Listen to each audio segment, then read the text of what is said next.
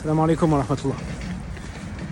J'ai un petit peu de temps là, je voudrais répondre aux 2-3 objections qu'on m'a faites suite à ma vidéo sur les propos de notre ami Philippe Chaouch et donc les arguments de ses soutiens de la secte déviante des Madakhila.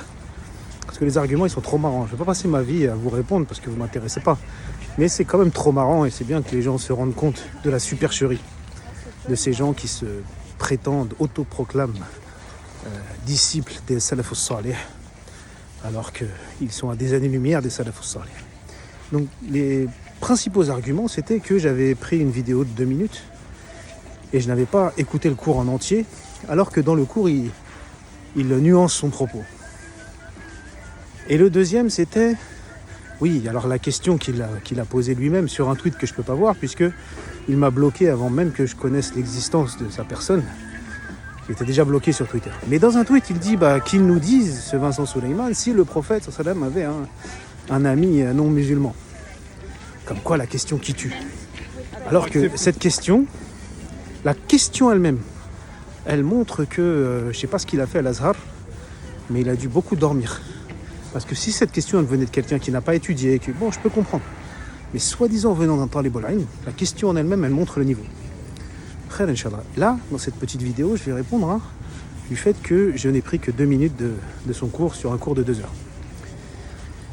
C'est trop marrant de la part de gens qui passent leur vie à déclarer des savants, des ulama, pas des gens comme moi ou Philippe Chaouch, des ulama, à les déclarer innovateurs, égarés, égareurs, etc., en se basant justement sur des vidéos de 2 minutes.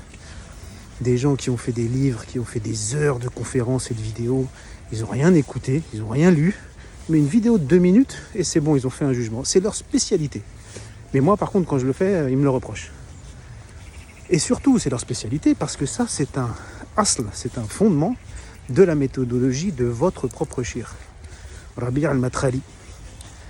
J'ai fait exactement ce qu'il dit de faire. Et vous me reprochez de ne pas avoir fait ce qu'il dit qu'il ne faut pas faire. Parce que lui-même dit La yuhmalu al-mujmal ala al-mufassal. On ne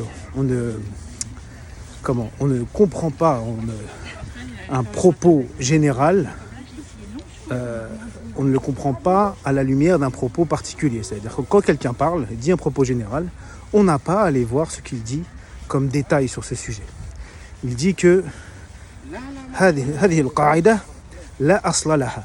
Allez sur son site, si vous comprenez la langue arabe, il a fait un article dessus. C'est-à-dire que Rabi' al-Matrali dit que ça n'a pas de fondement de dire qu'il faut, quand quelqu'un tient un propos, il faut aller voir ce qu'il dit en détail, lorsqu'il tient un propos général. Donc en faisant ce que j'ai fait exactement ce que votre shir dit de faire. Mais vous ne le savez même pas. Vous ne le savez même pas. Donc c'est quand même très marrant. Pourquoi je l'ai fait ? Je l'ai fait parce que justement son propos il était clair. Et il n'y a pas de... Si après il nuance, c'est parce qu'il se contredit en fait. Parce qu'il a parlé d'un sujet précis qui demande de la précision, qui demande de la profondeur, de la nuance. Et d'ailleurs on reconnaît le niveau de science de quelqu'un à justement à la précision, à la nuance et aux détails qu'il apporte. Et lui, il y a été au bazooka, comme j'ai dit sur mon live, un bûcheron le ilm, c'est de la dentelle. Là, c'est un bûcheron qui essaye de faire de la dentelle. Et il parle sans nuance.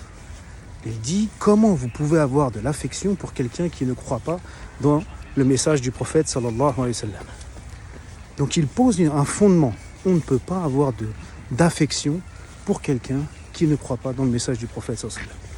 Et bien je lui réponds que son asl, il ne vaut rien parce que le prophète lui-même a eu de l'affection pour quelqu'un qui n'a pas cru en son message et qui est resté polythéiste. D'accord ? Donc après, s'il nuance, d'accord, mais il se contredit. Et ce que j'ai dénoncé justement, c'était ce manque de nuance, digne du fast-food du ilm.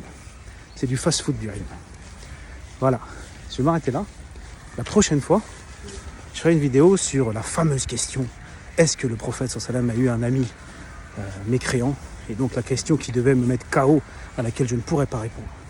La question elle-même, elle le met KO lui. Parce que le fait de poser cette question, ça montre son niveau. Mais j'y répondrai quand même, Inch'Allah. Allez, salam alaikum les amis.